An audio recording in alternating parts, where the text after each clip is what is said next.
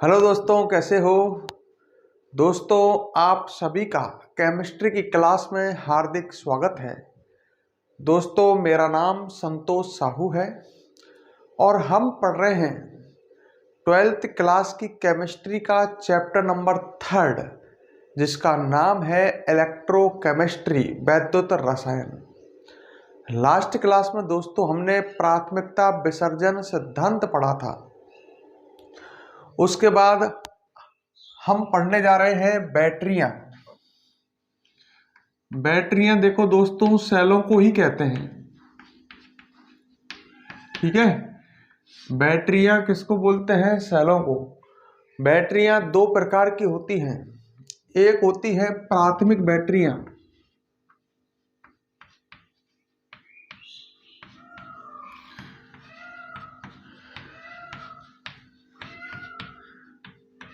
और एक होती है द्वितीयक बैटरियां।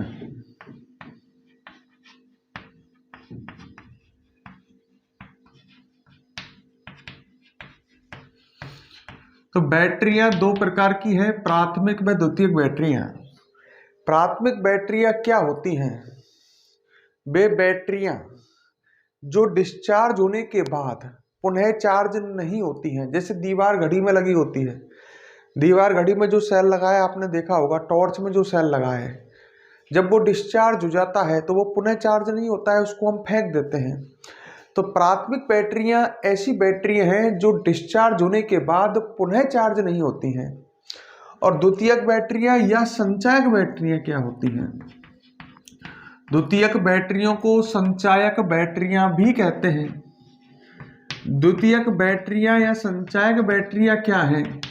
जो डिस्चार्ज होने के बाद पुनः चार्ज की जा सकती हैं। जैसे आपने मोबाइल में जो बैटरी लगी होती है वो देखी होगी, डिस्चार्ज होने के बाद उसे पुनः चार्ज कर लेते हैं। तो समझ गए अंतर। प्राथमिक बैटरियां तो ऐसी हैं जो डिस्चार्ज होने के बाद पुनः चार्ज नहीं होती हैं, और द्वितीयक बैटरियां ऐसी होती हैं जिन्हें डिस्चार्ज होने पर पुनः चार्ज कर लेते हैं, जो डिस्चार्ज होने पर पुनः चार्ज हो जाती हैं। क्लियर? तो यहीं से स्टार्ट करो, हेडिंग डालो बैटरियां। हेडिंग डालो बैटरियां और लिखो इसमें बैटरियां दो प्रकार की होती हैं। बैटरियां दो प्रकार की होती हैं। ठीक है, नंबर 1 डालो प्राथमिक बैटरियां। नंबर 1 प्राथमिक बैटरियां। नंबर 1 प्राथमिक बैटरियां। लिखो इसमें ये बैटरियां, प्राथमिक बैटरियां में लिखो ये बैटरियां डिस्चार्ज होने के पश्चात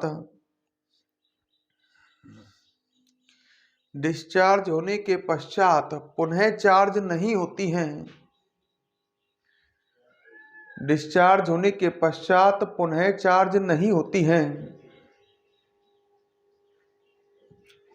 क्लियर? और नंबर 2 डालो द्वितीयक बैटरियां या संचायक बैटरियां।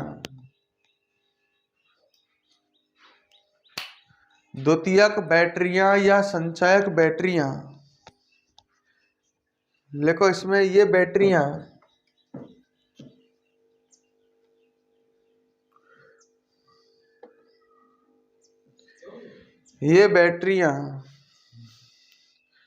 डिस्चार्ज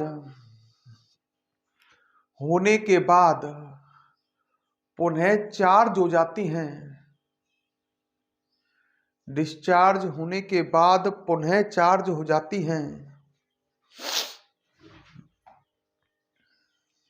ठीक है, अब अपन हेडिंग डालेंगे नीचे।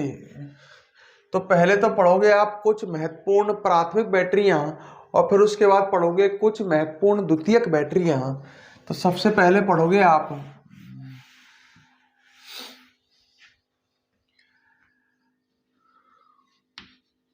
कुछ महत्वपूर्ण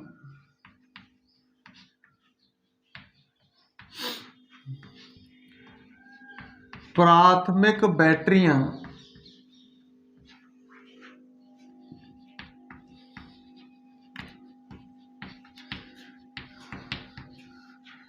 कुछ महत्वपूर्ण प्राथमिक बैटरियां डाल दिया। और इसमें आप हम पढ़ रहे हैं कुछ महत्वपूर्ण प्राथमिक बैटरियां, जिसमें सबसे पहले पढ़ेंगे हम शुष्क सेल। कौन सा सेल? शुष्क सेल। क्लियर? अच्छा, अब इसके बारे में सुनो। पहली बात तो आप ये समझ गए होंगे कि जो शुष्क सेल है दोस्तों, वो प्राथमिक बैटरी है, अर्थात ये डिस्चार्ज होने के बाद पुनः चार्ज नहीं होता है। क्लियर? अच्छा, शुष्क सेल को लैक्लांसी सेल भी कहते हैं। मतलब एक एक बात को ढंग से सुनते चलो। जो ये शुष्क सेल है, इसको लैक्लांसी सेल भी कहते हैं। देखो, शुष्क सेल की खोज या नु कहूं इसका आविष्कार लैक्लांसी नामक वैज्ञानिक ने किया था, तो शुष्क सेल को लैक्लांसी सेल भी कहते हैं। ठीक है, हम ऐसे कह सकते हैं, शुष्क सेल को इसके आविष्कारक लैक्लांसी के नाम के आधार पर इसे लैक्लांसी सेल भी कहते हैं। एक एक बातों को याद रखते चलें। क्लियर? अगली बात, शुष्क सेल जो होता है, इसका विद्युत वाहक बल 1.5 वोल्ट होता है। सही है? कितना होता है? 1.5 वोल्ट।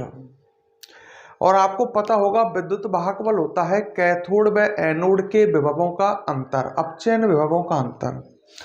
विद्युत वाहक बल 1.5 वोल्ट होता है, मतलब कैथोड व एनोडों के विभवों का अंतर 1.5 वोल्ट होता है। ये याद रखें। सेल का विद्युत वाहक बल ही सेल की पावर होती है। किसी सेल का विद्युत वाहक बल जितना अधिक होगा, उसके द्वारा धारा भी अधिक दी जाएगी, तो सेल उतना ही बढ़िया माना जाएगा, ताकतवर माना जाएगा, पावरफुल। जिस सेल का विद्युत वाहक बल जितना अधिक, वो उतना ही पावरफुल सेल है, उसके द्वारा विद्युत धारा अधिक दी जाएगी, अधिक मान की दी जाएगी। क्लियर? दो बात और, इसका उपयोग आपके जो बुक में लिख रहा है वो आपको याद रखना है। शुष्क सेल का उपयोग दीवार घड़ियों में, तो आप इसको पहचान गए होंगे शुष्क सेल को।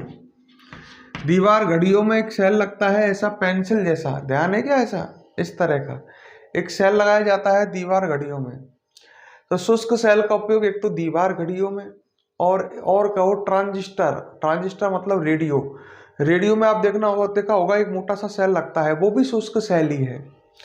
तो शुष्क सेल का उपयोग दीवार घड़ियों व ट्रांजिस्टरों में किया जाता है। तो लिखते चलते हैं, टुकड़ों में समझते चलते हैं। हेड डाली आपने कुछ महत्वपूर्ण प्राथमिक सेल, नंबर 1 डालो इसमें शुष्क सेल। लिखते चलो, साथ साथ समझते चलो। नंबर 1 शुष्क सेल।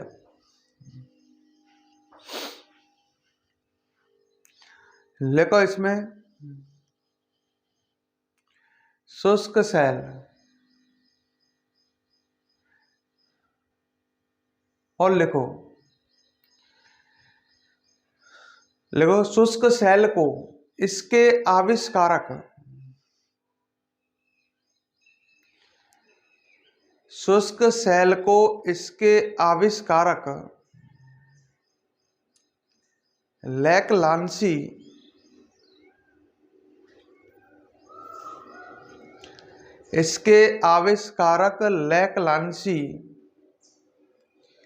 के नाम के आधार पर, लैक्लांसी के नाम के आधार पर लैक्लांसी सेल भी कहते हैं। लैक्लांसी सेल भी कहते हैं। क्लियर? आगे लिखो, शुष्क सेल का विद्युत वाहक बल, शुष्क सेल का विद्युत वाहक बल 1.5 वोल्ट होता है। 1.5 वोल्ट होता है। क्लियर। आगे लिखो, शुष्क सेल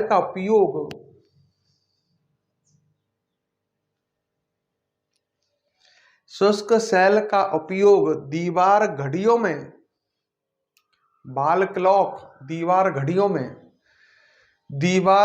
में तथा ट्रांजिस्टरों में किया जाता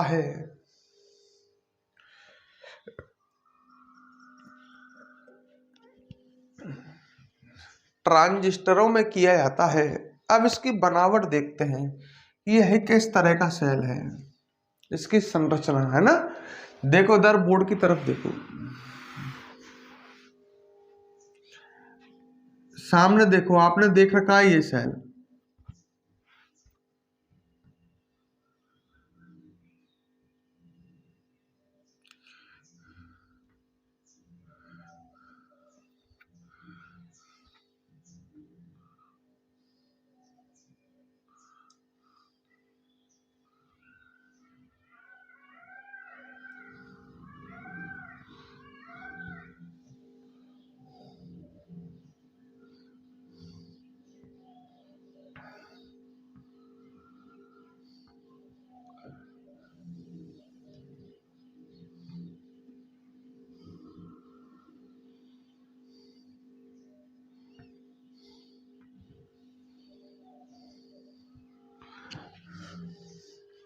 ठीक है, समझने की कोशिश करो, कुछ इस तरह का दिखता है, आपने देखा होगा ये।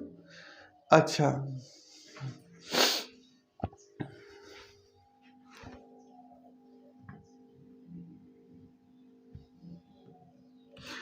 हाँ भाई, इसको देखो मैंने बीच में से काटा है, ये आपने इस तरह का देखा होगा, ये बीच में से इस तरह से काट दिया, मतलब बीच में से खोल दिया है ये, कि ताकि हमको इसके अंदर क्या है वो दिखे। तो पहली बात तो जो शुष्क सेल है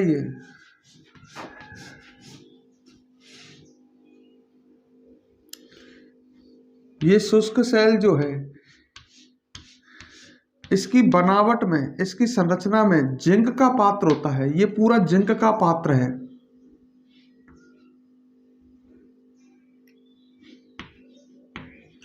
किसका पात्र है ये? जिंक का। तो इसमें मतलब ये पूरा जो आपने देखा होगा, जैसे एवरेडी, निप्पॉन वगैरह के जो सेल आते हैं, इसमें जो ये पूरा इसका जो पात्र है, जो बर्तन है, वो किसका पात्र है? जिंक का। एक एक याद रखो, एक एक बात। जो एनोड का कार्य करता है, जिसका चिन्ह नेगेटिव होता है। एनोड का चिन्ह नेगेटिव क्यों लिखा मैंने यहाँ पर? क्योंकि ढंग से सुन लो मेरी बात को।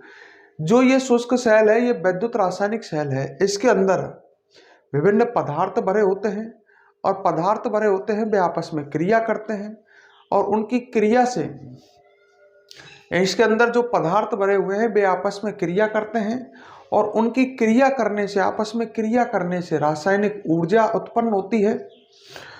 रासायनिक ऊर्जा को ये विद्युत ऊर्जा में परिवर्तित करता है, जिससे उपकरण जैसे दीवार घड़ी वगैरह चलते हैं। तो ये सिंपल सी बात है, विद्युत ऊर्जा बनाता है रासायनिक ऊर्जा से। तो ये कौन सा सेल है? एक विद्युत रासायनिक सेल है। तो इसका एनोड कैसा आएगा? नेगेटिव आएगा, ऋणावेशित। क्लियर? तो ये जिंक का पात्र जो है, ये एनोड का काम करता है, पूरा जिंक का पात्र।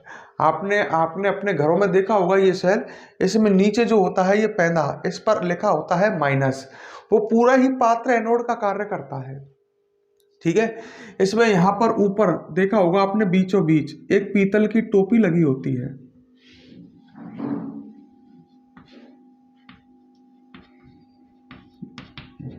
ठीक है। और पीतल की टोपी से अंदर देख रहे हैं अपन, इसका अंदर एक खोल रखा है अपन ने। इसमें सेंटर में, सेंटर में पीतल की टोपी से कार्बन की छड़ लगी होती है।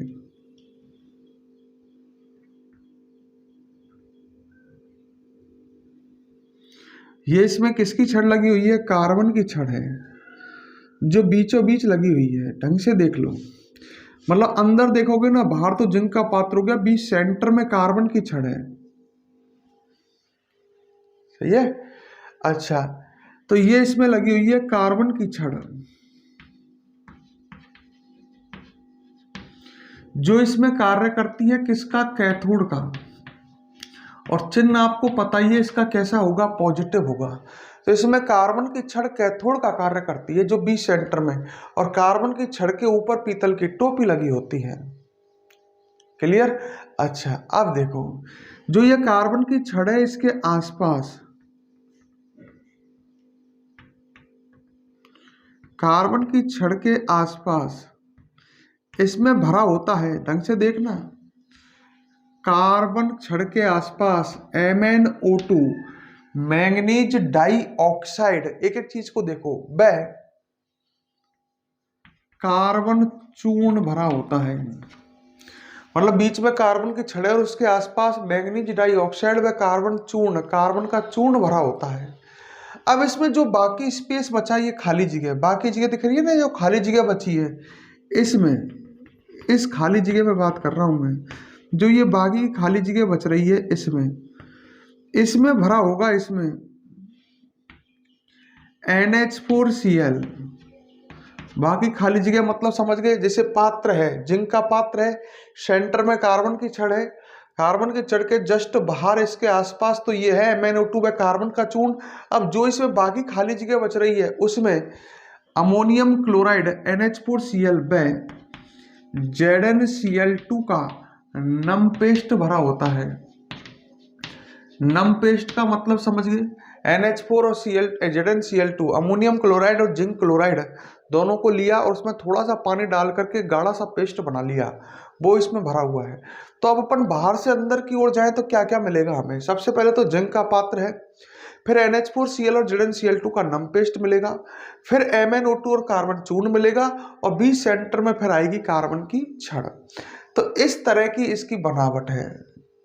क्लियर? अब इसकी बनावट के बारे में हम इस तरह से लिख सकते हैं, शुष्क सेल की बनावट में जिंक का पात्र होता है जो एनोड का कार्य करता है, पहली बात। फिर आगे लिख सकते हैं, कार्बन चूर्ण व MnO2 या MnO2 व कार्बन चूर्ण से घिरी हुई कार्बन की छड़ कैथोड का कार्य करती है। ठीक है, फिर आगे लिख सकते हैं, एनोड व कैथोड के मध्य में NH4Cl व ZnCl2 का नम पेस्ट भरा होता है जो वैद्युत अपघट्ट का कार्य करता है। क्लियर? तो ये इतनी इसकी सिंपल सी इसकी क्या हो गई है, ये आप आराम से देख सकते हो, ये इसकी बनावट हो गई। तो एक काम करो, पहले इसको लिख लेते हैं, आगे लिखो, उसी बात को कंटिन्यू आगे करो। लिखो इसमें, शुष्क सेल की बनावट में, शुष्क सेल की बनावट में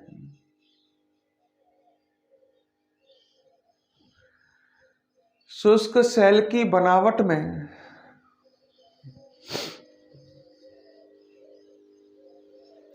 शुष्क सेल की बनावट में जिंक का पात्र होता है, जिंक का पात्र होता है जो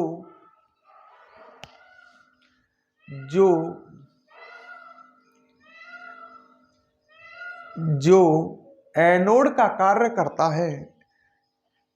जिंक का पात्र होता है जो एनोड, कोष्टक में लिख लेना माइनस, जो एनोड का कार्य करता है।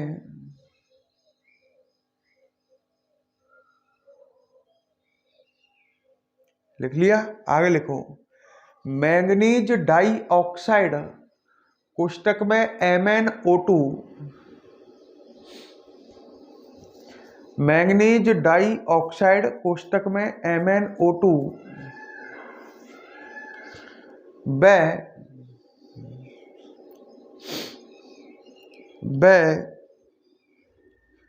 कार्बन चूर्ण, मैंगनीज डाइऑक्साइड व कार्बन चूर्ण से घिरी हुई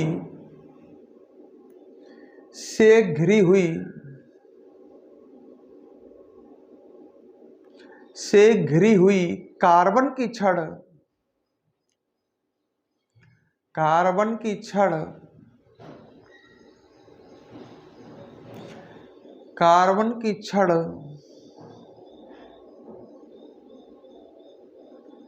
कैथोड कोष्टक में प्लस,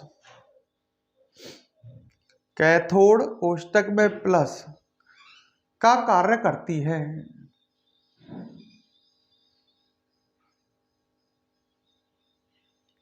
ठीक है, आगे लिखो। एनोड व कैथोड के मध्य, एनोड व कैथोड के मध्य अमोनियम क्लोराइड, अमोनियम क्लोराइड कोष्टक में NH4Cl,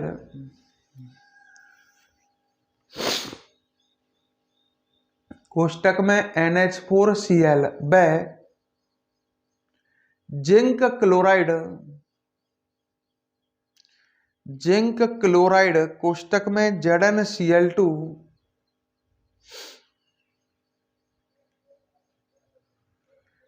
का नम पेस्ट भरा होता है, का नम पेस्ट भरा होता है, जो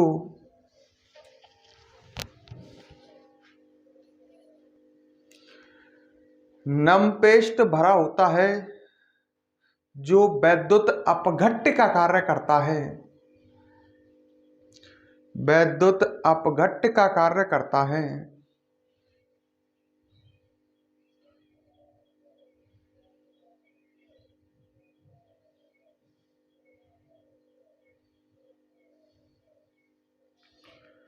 वैद्युत अपघट्य का कार्य करता है।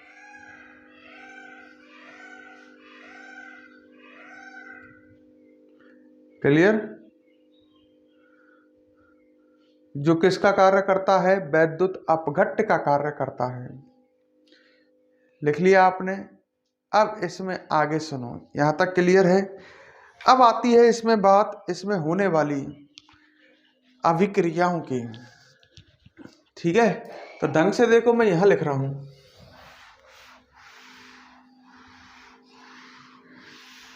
ठीक है, तो इसमें पहले लिखता हूं मैं एनोड की अभिक्रिया। इसमें कौन कौन सी अभिक्रियाएं चलती हैं आपसे ये लिख पा सकता है। चलो पहले एनोड की अभिक्रिया लिखते हैं।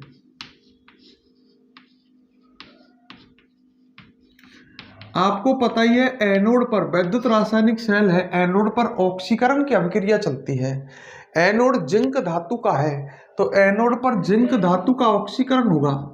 Zn से बनेगा Zn+2 प्लस 2 इलेक्ट्रॉन, तो एनोड पर जिंक धातु का ऑक्सीकरण होता है। ये तो एनोड की अभिक्रिया है। इसके बाद बात करोगे आप कैथोड की। अभिक्रिया आपको याद करनी है। कैथोड की अभिक्रिया ये थोड़ी कठिन है, ढंग से देखो। कार्बन की छड़ से संलग्न है या आसपास है MnO2 व कार्बन का चूर्ण। MnO2 है या नहीं है? देखो मेरी बात सुनो। Zn से Zn+2 बना, 2 इलेक्ट्रॉन निकले, तो एनोड इलेक्ट्रॉन का उत्सर्जन कर रहा है। वे इलेक्ट्रॉन उपकरण में से होते हुए पीतल की टोपी से अंदर जाएंगे और अंदर कार्बन की छड़ है, कार्बन की छड़ से अंदर फैल जाएंगे।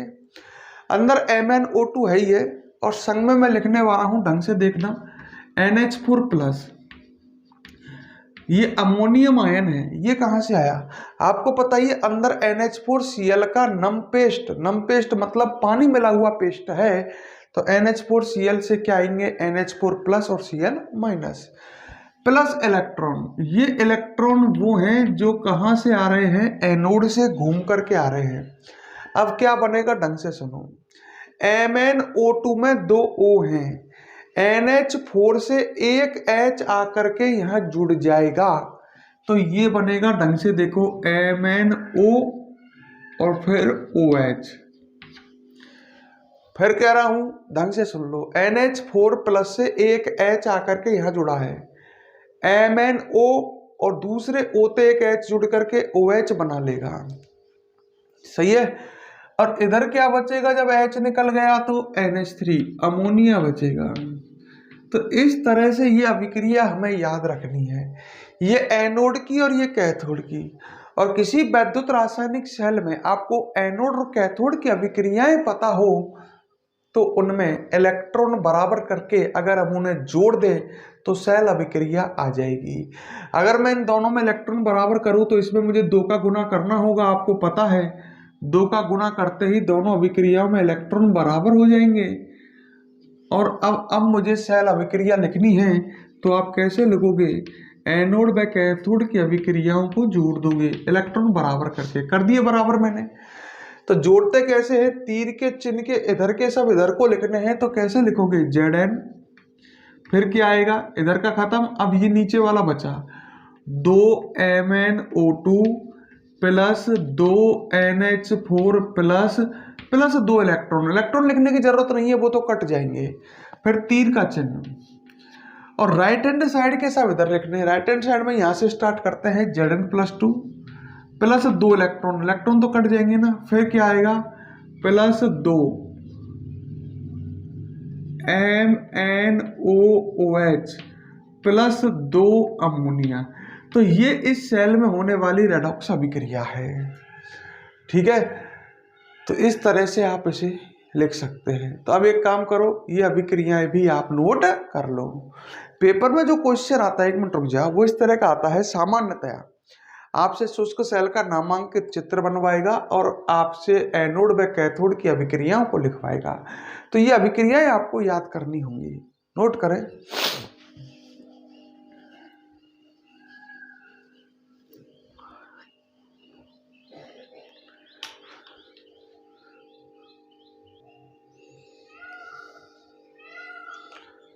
फटाफट नोट कर ले।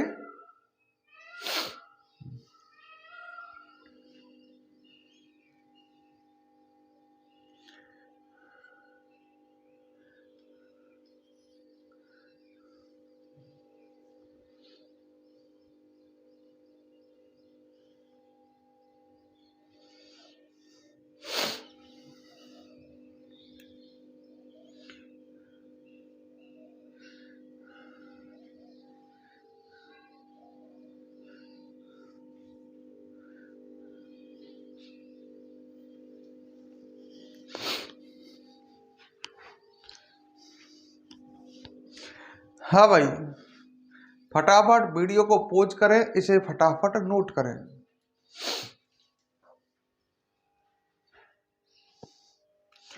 इसके बाद अब हम बात करते हैं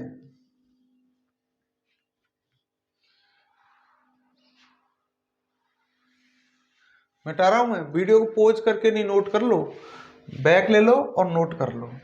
तो हमने एक प्राथमिक बैटरी पढ़ी है, पॉज करके नोट किया करो, 100 बार कह दिया है, रह जाओगे। तो हम एक तो प्राथमिक बैटरी पढ़ चुके हैं। अब हम आते हैं दूसरी प्राथमिक बैटरी पर। आपको कुछ महत्वपूर्ण प्राथमिक बैटरियां पढ़ रहे हो, शुष्क सेल आप पढ़ चुके हो, और नंबर 2 नेक्स्ट पढ़ोगे आप मरकरी सेल। मरकरी सेल जो है दोस्तों, ये भी एक प्राथमिक बैटरी है, अर्थात डिस्चार्ज होने के बाद ये भी पुनः चार्ज नहीं होती है। क्लियर? अब मेरी बात सुनो, ये आपने देखा होगा मरकरी सेल, हाथ घड़ियों में देखा होगा, हाथ की घड़ी में एक गोल सा सेल प्रयुक्त किया जाता है, गोल छोटा सा स्टील का सेल देखा होगा। वो क्या कहलाता है, वो कहलाता है मरकरी सेल, जो हाथ घड़ियों में श्रवण यंत्रों में, श्रवण यंत्र समझ रहे हो, जैसे किसी को कम सुनाई देता है और वो डॉक्टर के पास जाता है, तो डॉक्टर उसको एक कान की मशीन लगा देता है ना, उस मशीन को बोलते हैं श्रवण यंत्र, और उसके अंदर भी सेल लगे होते हैं, मरकरी सेल लगे होते हैं।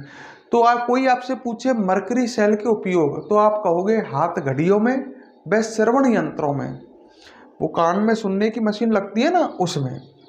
ठीक है, इसका उपयोग किया जाता है। अच्छा, अगली बात, इसका विद्युत वाहक बल 1.35 वोल्ट होता है। तो तुम देख सकते हो इसका विद्युत वाहक बल शुष्क सेल की तुलना में कम है। शुष्क सेल का विद्युत वाहक बल 1.5 वोल्ट है और इसका विद्युत वाहक बल 1.35 वोल्ट है। मतलब ये शुष्क सेल की तुलना में कम पावरफुल सेल है। इसके द्वारा विद्युत धारा जो दी जाएगी वो कम मान की दी जाएगी। तो हम कह सकते हैं मरकरी सेल का उपयोग ऐसी युक्तियों में, ऐसे उपकरणों में किया जाता है जिन्हें कम विद्युत की क्या होती आवश्यकता, जिन्हें कम विद्युत चाहिए, जो कम विद्युत धारा से चल जाते हो।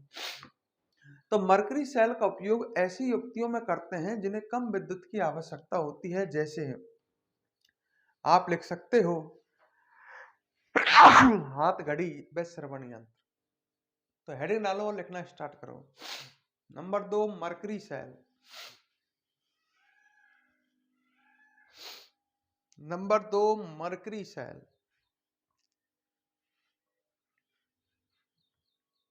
डाल दिया, लिखो इसमें मरकरी सेल का, मरकरी सेल का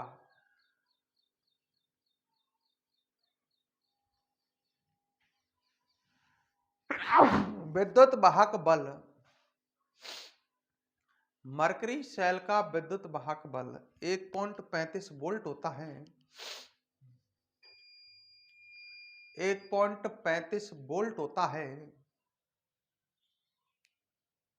ठीक है, आगे लिखो। इसका उपयोग ऐसी युक्तियों में किया जाता है, ऐसी युक्तियों में किया जाता है जिन्हें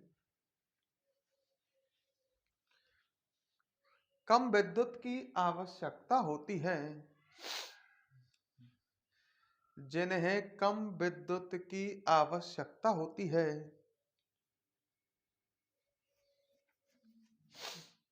सही है। जैसे हाथ घड़ियों में, हाथ घड़ियों में व श्रवण यंत्रों में, श्रवण यंत्रों में।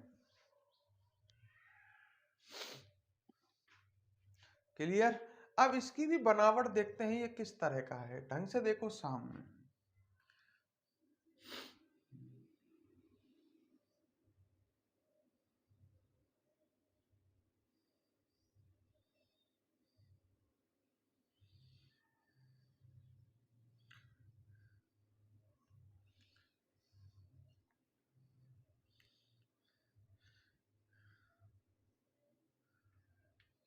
देखो ये इस तरह का होता है, आपने देखा होगा, है ना।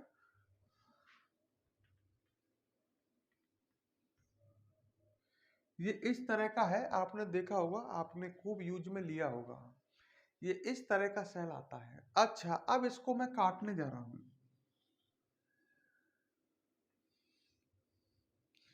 ताकि इसके अंदर क्या भरा हुआ है वो हमें दिखे। तो मैंने ये काट दिया ताकि इसके अंदर भरा हुआ मैटर हमें दिखे कि इसके अंदर क्या भरा हुआ है। क्लियर। इसके अंदर जो भरा हुआ है वो हमें दिखे, इसके लिए इसको हमने काट दिया। कट गया ये। अब इसके अंदर क्या भरा हुआ है वो हम देखते हैं। जब इसको काटोगे आप तो इसके अंदर आपको सबसे ऊपर एक परत मिलेगी। देखो इधर ढंग से, सबसे ऊपर जो परत मिलेगी वो परत मिलेगी इसके अंदर सबसे ऊपर। ये परत देख लो मैंने कहां से निशान लगाया है। ठीक है, ये परत है जिंक अमलगम की।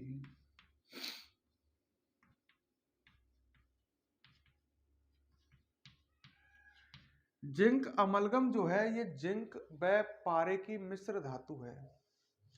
जिंक धातु और पारा धातु दोनों को मिक्स करें, मिलाएं तो बनेगा एक जिंक अमलगम। तो ये जिंक अमलगम की परत है जो ऊपर ही ऊपर है इसमें। और ये परत आपको बता देता हूं एनोड का कार्य करती है, चिन्ह माइनस।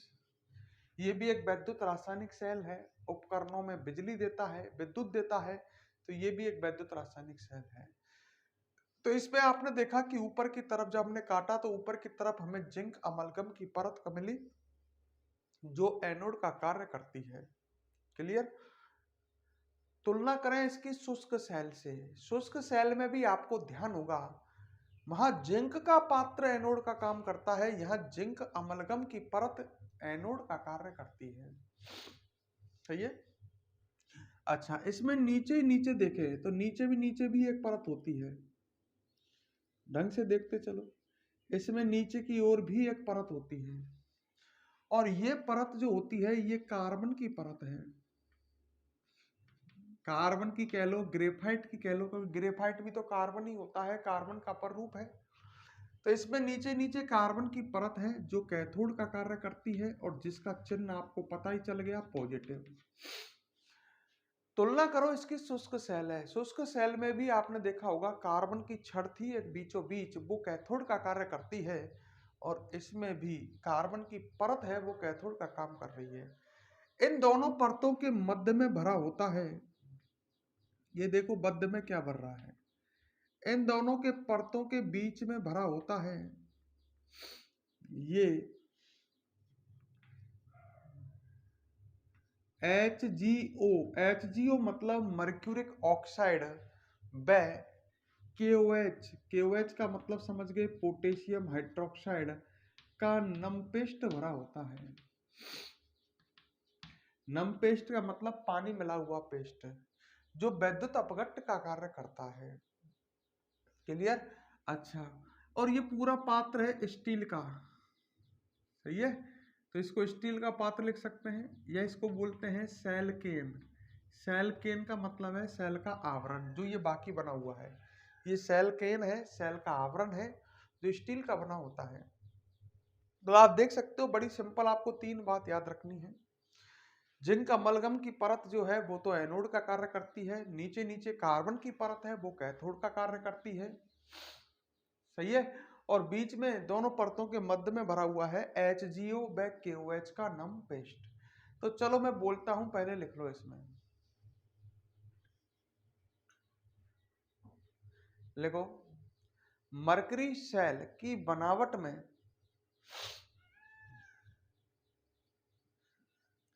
मरकरी सेल की बनावट में मरकरी सेल की बनावट में स्टील का पात्र होता है, स्टील का पात्र होता है,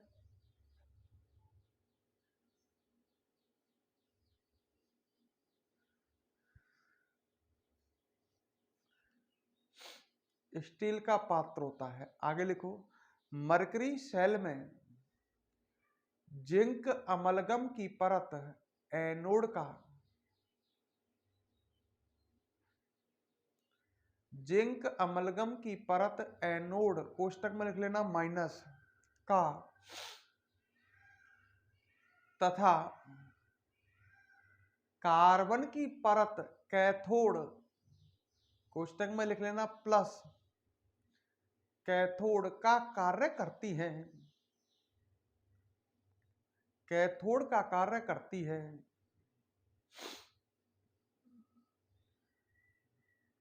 ठीक है, आगे लिखो दोनों परतों के मध्य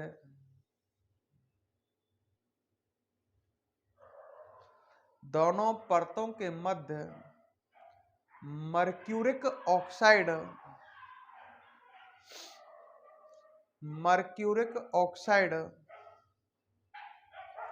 कोष्टक में लिखना HgO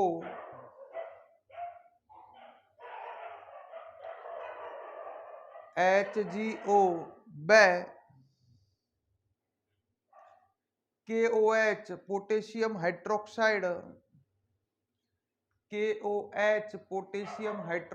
का नमपेस्ट भरा होता है।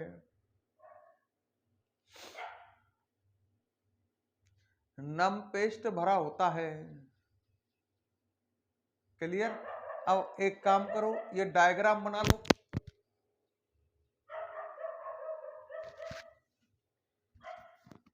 ये डायग्राम बना लो फटाफट।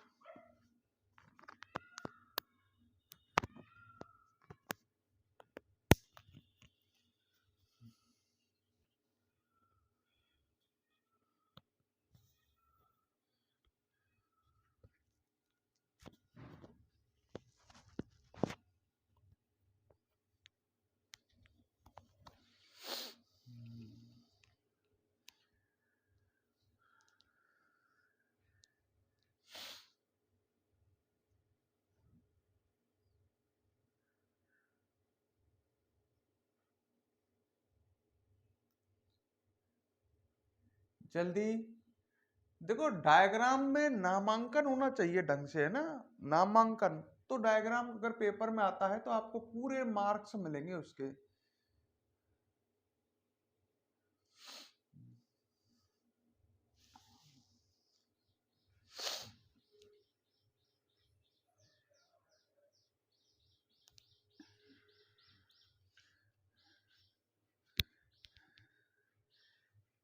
क्लियर। अब इसके बाद हम इसमें वीडियो को पॉज करके नोट किया करो, बार बार कहता हूं। इसके बाद अब हम इसमें होने वाली अभिक्रियाएं देखते हैं, है ना। तो सबसे पहले हम देखेंगे एनोड की अभिक्रिया।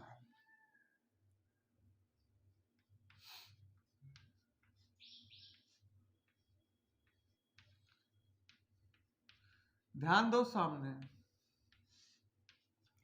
एनोड दो धातुओं से बना है, जिंक और पारा। पारा तो बहुत कम क्रियाशील धातु है, देखो वैद्युत रासायनिक श्रेणी में नीचे नीचे आती है, ये भी है छापा में ही तो आती है। CuHg Ag PtAu, तो ये भी कम क्रियाशील ही होती है जिंक की तुलना में। तो यहाँ पर जिंक अधिक क्रियाशील है, तो जिंक का ऑक्सीकरण होगा एनोड पर। भाई एनोड जिंक और अमलगम का बना हुआ है, तो जिंक का ऑक्सीकरण होगा Zn प्लस। देखो रिएक्शन को गलती मत करना, 2OH माइनस। अब बात है ये OH माइनस कहाँ आए। देखो इसमें अंदर आप देखो KOH का नम पेस्ट भरा हुआ है, इससे आए OH माइनस। तो इसमें से एक O निकल करके यहां जुड़ जाएगा, तो ये किस में कन्वर्ट हो जाएगा, ZnO में। एक O इसमें जुड़ गया ZnO। अब एक O जाते ही 2H और एक O बचा होगा, और 2H और एक O बचेगा तो क्या बनेगा, H2O। और संग में कितने इलेक्ट्रॉन उत्सर्जित होंगे, 2।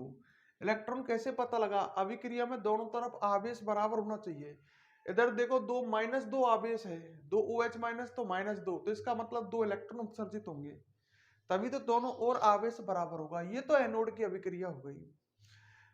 कैथोड की अभिक्रिया क्या होगी,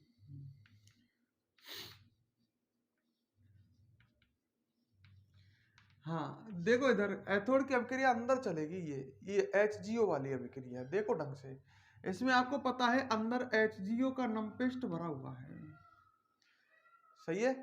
अच्छा HGO का नम पेस्ट है, तो ऐसे लिख सकता हूं HGO और KOH का HGO plus H2O plus 2 electron, जिससे बनेगा Hg प्लस 2OH माइनस।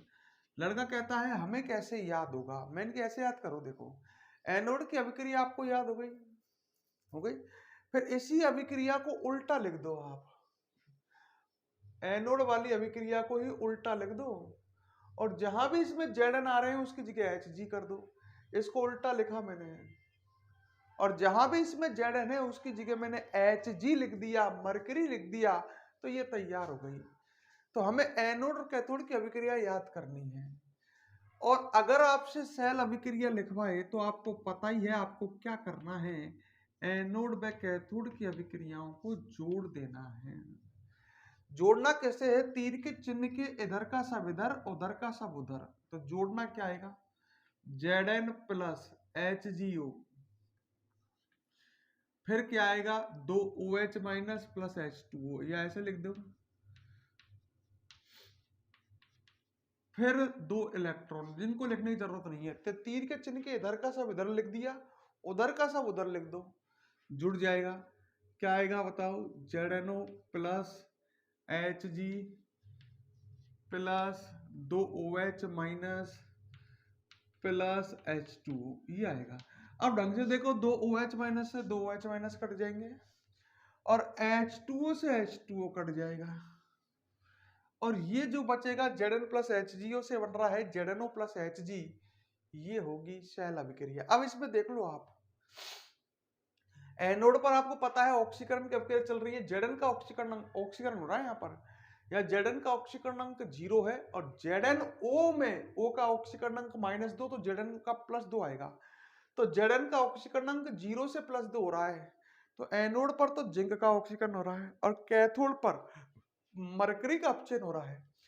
ऐसी HGO में Hg का और ऑक्सीकरण अंक -2 आएगा, और यहां पर Hg का ऑक्सीकरण अंक 0 आएगा, तो यहां पर Hg का अपचयन हो रहा है। ये सेल अभिक्रिया है जो आपको याद करनी है। पेपर में क्वेश्चन आता है तो फिर कहता हूं आपसे इसका नामांकित चित्र बनवाएगा और सेल अभिक्रियाएं लिखवाएगा। तो आप अभिक्रियाओं को अब नोट करें।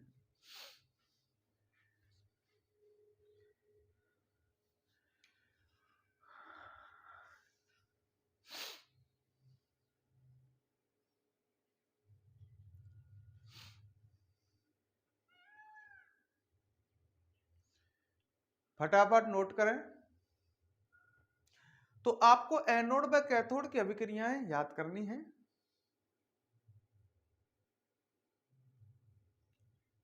क्लियर? फटाफट दोनों तीनों अभिक्रियाओं को नोट करें।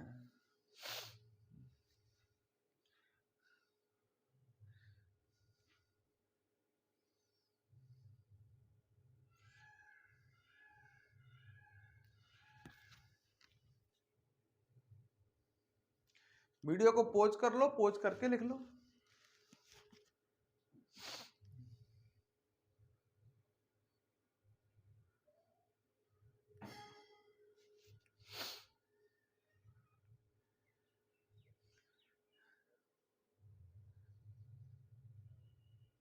हाँ भाई, इसके बाद अब आपको पढ़नी है द्वितीयक बैटरियां। और द्वितीयक बैटरियां जिन्हें हम संचायक बैटरियां भी कहते हैं। और आपको याद है दोस्तों, द्वितीयक बैटरियां जो होती हैं वो डिस्चार्ज होने के बाद पुनः चार्ज हो जाती हैं। मतलब उन्हें अपन बार बार डिस्चार्ज होने पर बार बार चार्ज कर सकते हैं। सही है? तो वो कई बार डिस्चार्ज और चार्ज के प्रक्रम से गुजर सकती है। कौन सी बैटरियां? द्वितीयक बैटरियां जिन्हें हम संचायक बैटरियां कहते हैं। हम यहाँ पर दो तरह की द्वितीयक बैटरियां पढ़ेंगे। एक पढ़ोगे आप सीसा संचायक सेल और एक पढ़ोगे आप निकेल कैडमियम सेल। ठीक है? तो नीचे हेडिंग डाल लो, कुछ महत्वपूर्ण द्वितीयक बैटरियां। कुछ महत्वपूर्ण द्वितीयक बैटरियां। क्लियर? और इसमें नंबर 1 डाल लो, सीसा संचायक सेल। सीसा संचायक सेल। और अब हम आपसे विदा लेते हैं। वीडियो को आप लाइक नहीं करते हो, कमेंट नहीं करते हो, तो आपसे गुजारिश है वीडियो को लाइक करें, वीडियो पर कमेंट करें। और अब हम आपसे नेक्स्ट क्लास में दोबारा से रूबरू होंगे।